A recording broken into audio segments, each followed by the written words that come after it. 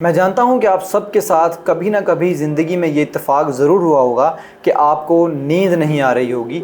ये एक खौफनाक इत्तेफाक होता है, ये खौफनाक मंज़र होता है जब आपको नींद नहीं आ रही होती।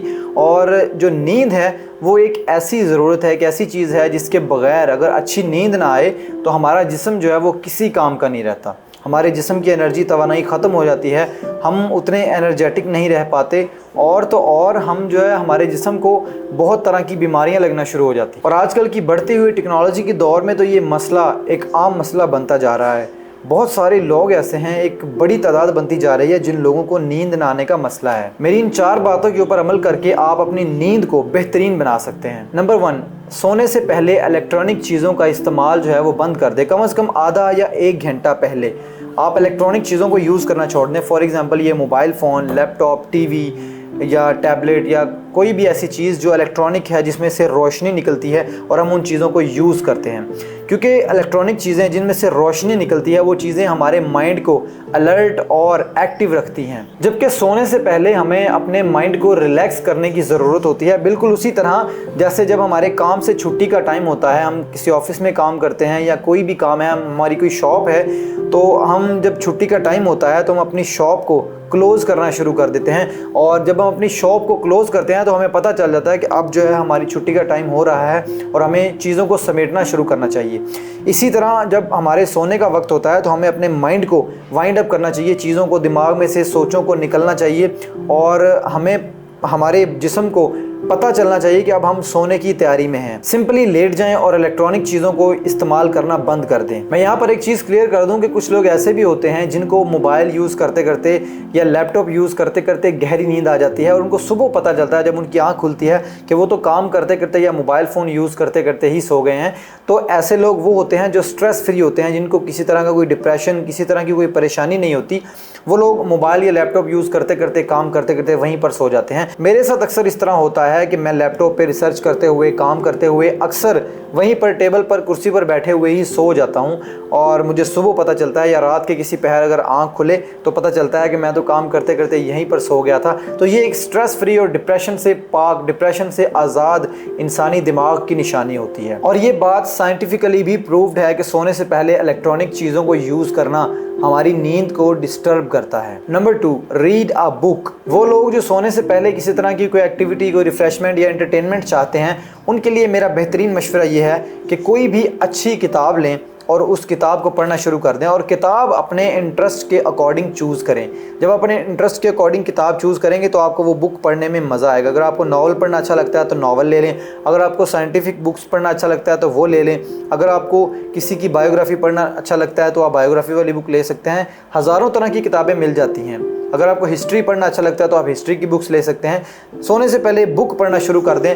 ये एक हेल्दी एक्टिविटी है और सोते वक्त हम जो चीज़ें पढ़ते हैं वो हमारे माइंड में हमें याद भी रहती हैं। और मैं आपको गारंटी से कहता हूँ कि अगर आप बुक पढ़ने की आदत डाल लेते हैं तो एक वक्त आएगा कि आप बुक पढ़ते पढ़ते ही सो जाया करेंगे। और इसका एक और फ़ायदा ये भी होगा कि किताब पढ़ने के साथ साथ एक तो आपकी नींद बेहतर होगी और दूसरा आपके पास नॉलेज इंक्रीज होता रहेगा। नंबर 3, अपने आसपास, अपने कमरे में या अपने घर में जो रोशनी है उसको कम करना शुरू कर दें। जब आपके सोने का वक्त हो तो कोशिश करें कि कम से कम रोशनी हो जाए।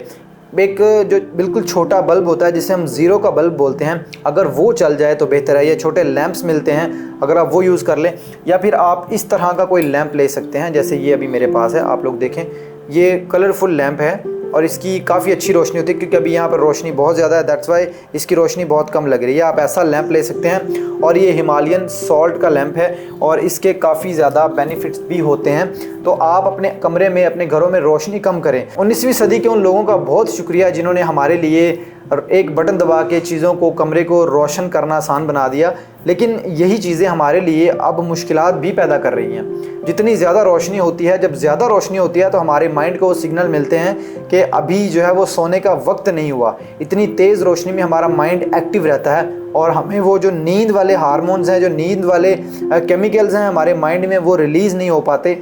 इसकी वजह से हमें जो नींद है वो प्रॉपर नहीं आती और हमारी जो नींद है वो डिस्टर्ब हो जाती है। और एक दफ़ा नींद का डिस्टर्ब हो जाना जो है वो आपके लिए बहुत ज़्यादा प्रॉब्लम क्रिएट करता है। अगर आपका सोने का वक्त है 8 बजे और आप डेली 8 बजे सो जाते हैं तो आपको डेली 8 बजे नींद आना शुरू हो जाती है। लेकिन अगर आप 1, 2, 3 दिन अपनी 8 बजे वाली रूटीन मिस कर देते हैं, आपको 8 बजे नींद नहीं आती या किसी वजह से आप नहीं सोते, तो आपकी जो नींद का साइकिल है वो डिस्टर्ब हो जाता है। आप रोशनी को कम करें और अपने आसपास ऐसा माहौल बनाएं कि आपको लगे कि रात है, और जब रात होगी तो हमारे माइंड को खुद ब खुद सिग्नल मिलना शुरू हो जाएंगे कि अब रात है और आराम करने का वक्त है, तो हमारा जो दिमाग है वो खुद ब खुद हमें नींद की तरफ ले जाएगा। नंबर 4, मेडिटेशन को प्रैक्टिस करें, योगा मेडिटेशन जिसको बोलते हैं। अब मैं तो आपको यहाँ पे ये सजेस्ट करूँगा कि सबसे बेहतरीन मेडिटेशन जो है वो नमाज है। अर्ली मॉर्निंग आप फजर के वक्त उठें और जो है वो नमाज़ पढ़ें, नमाज में अल्लाह के साथ दिल लगाएं, नमाज में जो है वो वक्त गुजारें और उसके बाद कुरान पाक की तिलावत करें ऊंची आवाज़ में बैठ के। जब सारे घर वाले सो रहे हों तो एक साइड पे एक कोने में बैठ के आप कुरान पाक की तिलावत कर लें। सबसे बेहतरीन योगा यही है। लेकिन उसके अलावा अगर आपके पास फिर भी टाइम बचता है तो आप मेडिटेशन कर सकते हैं। मेडिटेशन के बहुत सारे तरीके हैं, वो आप सिर्फ 10 मिनट 15 मिनट भी डेली कर लें तो आपको बहुत ज़्यादा फ़र्क महसूस होगा। और मेडिटेशन के लिए ज़रूरी नहीं है कि आपने कोई एक ख़ास वक्त रखना है। अगर आप सुबह के टाइम कर सकते हैं तो कोई पीसफुल जगह देखें, वहाँ पे बैठ के आप मेडिटेशन कर लें। और अगर आप रात के वक्त करना चाहते हैं तो रात के वक्त कर लें, सुबह या रात में किसी भी वक्त आप कर सकते हैं। और मेडिटेशन करने के बहुत सारे तरीके हैं। मेडिटेशन हमारे माइंड को रिलैक्स करती है और जब हमारा माइंड पीसफुल होगा, हमारा माइंड रिलैक्स होगा तो हमें जो है वो अच्छी नींद आएगी। जब हमारे माइंड में कोई टेंशन नहीं होगी, स्ट्रेस नहीं होगा, तो ऑब्वियसली हमें अच्छी नींद आएगी। हमें नींद इसी वजह से नहीं आती कि हम अजीब सोचते रहते हैं, स्ट्रेस लेते हैं, टेंशन लेते रहते हैं, इसी वजह से हमारी नींद उड़ जाती है। मेडिटेशन करने के हज़ारों तरीके हैं, योगा करने के, एक्सरसाइज करने के। ये भी एक तरह की माइंड की एक्सरसाइज होती है और माइंड को हेल्दी रखती है। तो आप यूट्यूब पे, गूगल पे सर्च कर सकते हैं कि मेडिटेशन करने के क्या तरीके हैं, हाउ टू डू मेडिटेशन या हाउ टू प्रैक्टिस मेडिटेशन। आप ये सर्च कर सकते हैं कि मेडिटेशन को कैसे प्रैक्टिस किया जाता है, तो आप सर्च कर सकते हैं। इसके मैं अब यहाँ पे आपको नहीं बता सकता। बेहतर है कि वो बंदा जो मेडिटेशन का एक्सपर्ट है, आप उसके कोई ट्यूटोरियल्स देखें, वो आपको मेडिटेशन के बारे में प्रॉपर गाइड करेगा। ये चीज़ें आप अगर फॉलो करेंगे, आपकी नींद, मैं गारंटी देता हूँ कि 15 से 20 दिन आप इन चीज़ों को फॉलो कर लें, आपको कोई नींद की टैबलेट्स खाने की ज़रूरत नहीं है। इंशाल्लाह आप जो है आपकी नींद वो बेहतर हो जाएगी।